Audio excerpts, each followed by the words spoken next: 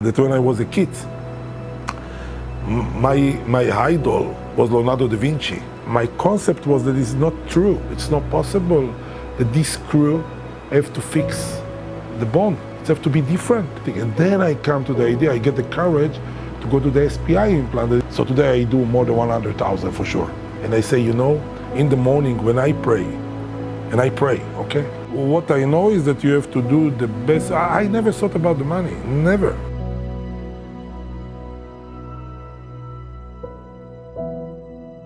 As a child, who or what most influenced your curiosity and your zest for life?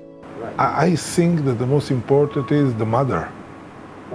What the mother give you, you know? My mother, I was born in Israel and live in Pardes Katz. Is not a nice, let's say, it's not the best place to be there. The environment is a poor environment. It's not the best area for education and communication, but you know, the mothers say to you all the time, you are the best, you can do everything.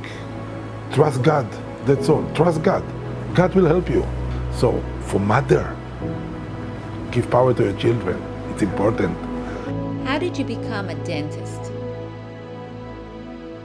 I go to high school, I finish high school, and I was in the army. In the army, I have a lot of problems with my teeth, so I need to be treated all the time. So when I go there, because I'm doing painting and sculpture and medicine is something nice, so I was in love in dentistry when I was treated. So my dream was, yes, my dream was to go and to be a dentist. So after I finished the army, I tried to go to Israel University, but as has been told me, my mark was not good enough, so I cannot enter this one. So I tried to take a special course that they give, it's called Mechina, that they give to people that want to improve their result and to go there. But then they say that I'm not candidate because my parents have some degree of income, and then this is belong to the very low income, so I cannot go. So unfortunately, I cannot go inside Israel University to study dentistry. And in replace, I tried to go to architecture because, as I told you, I draw and I make paintings. So this was, but they did not expect me. They did not get me as well because I don't know. Maybe my drawing was not good enough, or my idea, or my mark was not good enough. So then I didn't know what to do, and then I started to go to business. But in '83, all the market worldwide was collapsed. And then I say, I go to my dream. I want to play piano, guitar, to be a student. Business is good, but is missing something. So I go to Romania. And when I was in Romania and I study, I still have my idea of, you know, painting, doing, and all of this stuff. And maybe one more important thing to give this story, that the best idea is that when I was a kid, my idol was Leonardo da Vinci. So I have books of Leonardo da Vinci, I have a special book to make everything, so I was working with my hand beside painting and sculpturing. So I was working all the time, and my idea was all the time that I have imagination and I like to create something. I go to dentistry, so when I start to be a student, and it was really like a big dream to study it and to really understand how small we are. How very, very, very, very, very small we are. When did you start your implantology procedures in your practice? Can you share your very first implant experience? So when I finish dentistry, immediately, in the first year that I finished this one, I was going to a course in Israel for implantology to study how to do implant. And in this course, it was a course in Tel Aviv. And in this course, it was a 2-day course that they teach you that theoretically, and they show you some video, and then that's all. No, and so nothing, video, and that's one. And of course, nobody can really. And then in the end of the course, you say you get 15% if you buy the equipment. So I go there and say, okay, bring me the equipment. I want the motor, I want the implant, I want this. And the guy look at me and say, you are the first one that want to buy. You sure? I say, yes. I spent 2 days here to study. Of course I need the equipment, but you know how to do it? I said, no, I learn. I will learn myself. It's okay, I understand. So I have the equipment, 3 months in my closet. And whatever a patient comes and I say, look, you have missing a molar or something and a prosthesis is not good, and we place an implant, and the Patient was afraid, and I was afraid. So it was good, because he escaped, and I said, good, he don't want. And then it continued like this until after 3 months, a lady from Tel Aviv University come, very educated, and I say, look, you have a canine and you don't have, it's no good, I place an implant. She said, yes, only implants. So I don't sleep all the night. And it was not CT there. So the first implant that I have very close to the mandibular nerve, I was drilling 1 millimeter X-ray, 1 millimeter X-ray, 1 millimeter X-ray. And until 40 implant, I remember I was counting, oh, good, I do 5, 10, 50. After 40, I stopped. So today I do more than 100,000 for sure. Beyond implant placement, what motivated you to develop your own implants? In the time this was the implantology was just starting, 83, 82, it was just starting. And when I look at it, and I look at what is, I took catalog when I was in the second year, I look catalog of the Brandemark, of the Corvent, and I look at this, and I said, it can be improved, I think. I think from mechanic point of view, it's possible to be good. So the concept was that you put an implant and you wait 3 to 6 months. And then when I look at the thread of the implant that was there, so if you look at the metal screw have a very small thread with a small distance. And this is good for metal, because metal to metal, you don't need to make a big one because it's strong. But if you look at wood and you look at screw for wood, they're different. They're a little bit conical, they have a big thread because the wood is spongeous or some have elastic form, so you need to compress it. So when I look at the bone and I start to place implant, and I know that the bone is like wood. Outside is strong, or like watermelon. Outside is strong watermelon and inside is very fresh. So my concept was that it's not true. It's not possible that this screw have to fix the bone. It have to be different. It have to be similar to wood screw. But nobody have the courage even to think about this, because Brandemark have the thread design 0.6 pitch and 0.3 this one and 60 degree. This is a metal screw, because when I go back to history of Brandemark, I find it out that he look at the chamber, he make a chamber on rabbit to look at the blood flow. And the chamber was made out of titanium, but was made out of a normal thread screw, because he's mechanical, this what he have in his mind, the 60 degree. And it gets fixed, good, because he tried to move it, he said it's good, and then come those integration process.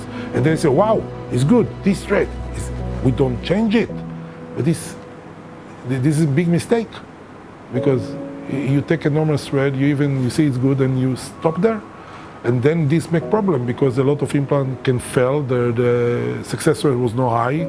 In soft bone, it was disaster, because soft bone, you just put a screw, that the trabecle of the bone is bigger than the thread. So this is not possible to get a fixation. So they say, wait 6 months, wait 3 months. And when I look at this very fast, I said, no, I have to change the design of the thread. And then I come to the idea, I get the courage to go to the SPI implant, and it was really out of the range. Big thread, crazy implant that for me was good. So when I produce and start to place it, it was perfect, because you get a good fixation in the bone, and the protocol was more freely, because you're going according to the type of bone and you place the implant, and this was really great, amazing. Do you remember when you first realized you had made a revolutionary breakthrough? Yes, I remember it. It was a conference in Tel Aviv, when some doctor from France coming and some Israeli doctors speaking about implant.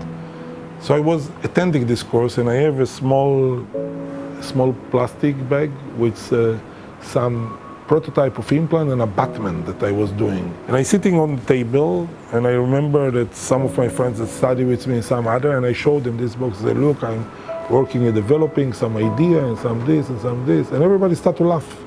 Ophir, come on. What you lose your time, what you lose this, what you lose this. They was laughing at me. And then I remember I go to the lecture, the speaker that was from France, and I show him. But he was open-minded. And he was looking at this, and he took somebody from Tel Aviv University and said, Dr. Kakakam, he said, this guy have good idea. Good idea. And this helped me to go and make a communication with the other doctor from Tel Aviv University. Then in the end, I was entered to Tel Aviv University.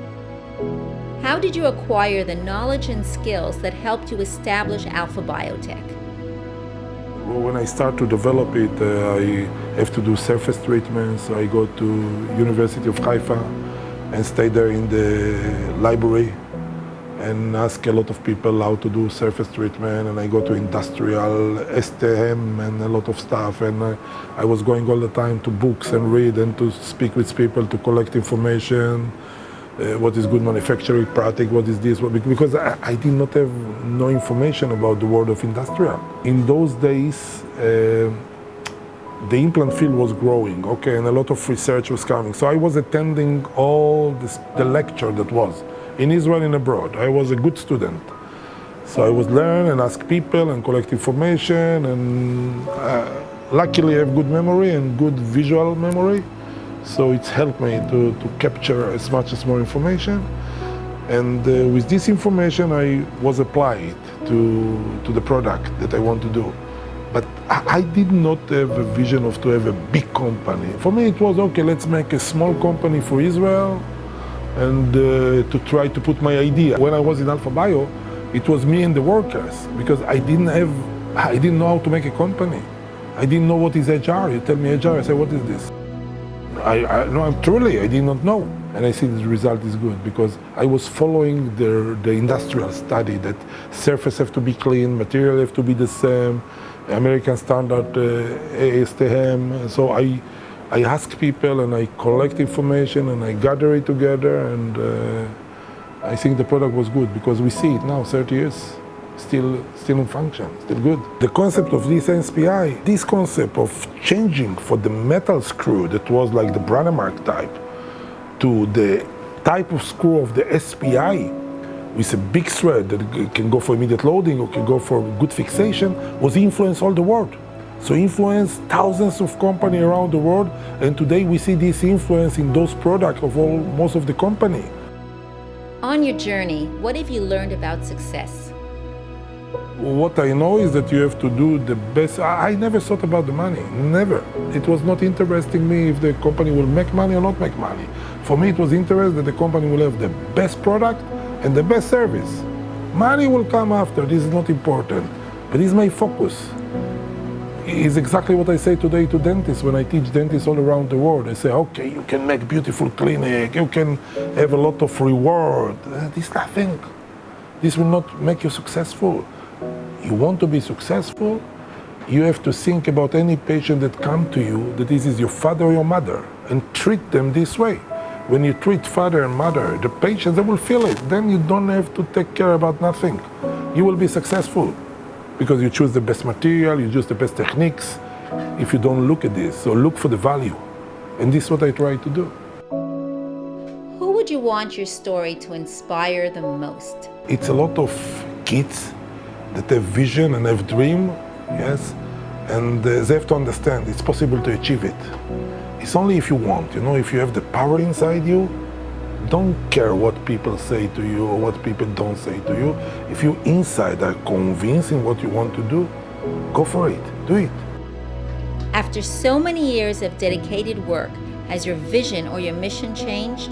This is my mission. My mission is not just to make money or to make great a company. My mission is to treat the people in the world. Before I say, you have to treat your patient like your mother and father, and I repeat it all the time.